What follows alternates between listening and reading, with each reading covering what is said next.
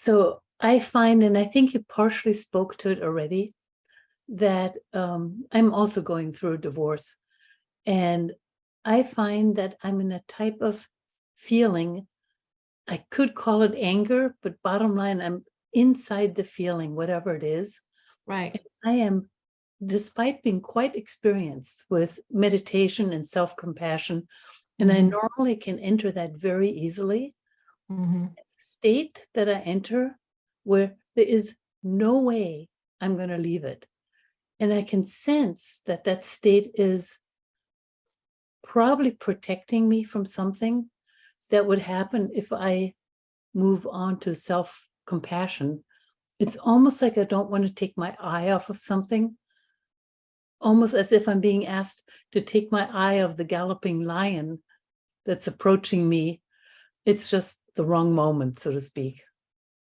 Right. Okay. So, and without getting in the details, I want, have you learned anything about my fierce self-compassion that I've been talking about lately? No.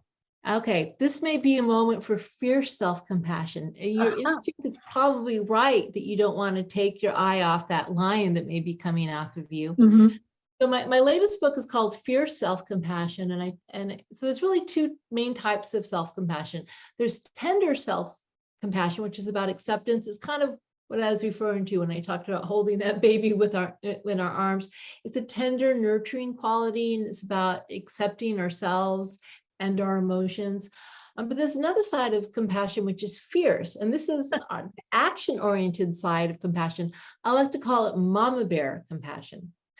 So self-protection is a key form of self-compassion.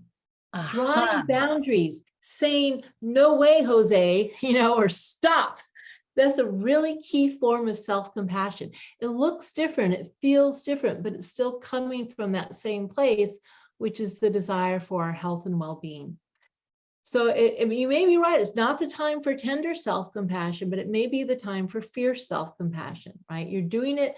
And again, it's like, why are you doing it? You're doing it out of love. And if you're doing it out of love, self-protection for safety, for health and well-being, that is a really key form of self-compassion.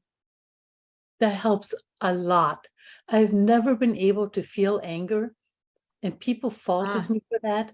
And I thought, what's wrong with being peaceful? And I've been very genuinely peaceful. So I'm new to this feeling and just didn't know what to do with it. But well, I have a whole chapter on anger. Just the quick lowdown, just very quick in a couple of minutes is there's a difference between constructive and destructive anger. Constructive anger is anger that protects from harm.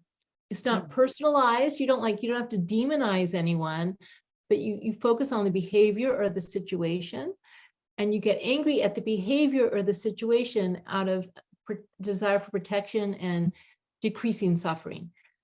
Anger really only becomes a problem if it's aimed at the person, it's personal, and it actually leads to more suffering by maybe getting into an aggressive loop, etc.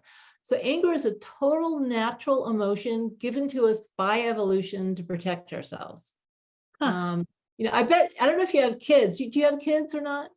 I have one beautiful, wonderful daughter. Okay, if someone were to attack, but if someone were to attack your daughter, I bet you'd be really angry. You get really angry and say no. You like this fierce mama bear would arise and say no. So that's what we're doing. We're calling on that fierce mama bear energy, but we're using it to protect ourselves. Okay, thank you. That helps a lot. My husband is playing very mean games with me. Yeah. Mama bear to the rescue. That really helps a lot.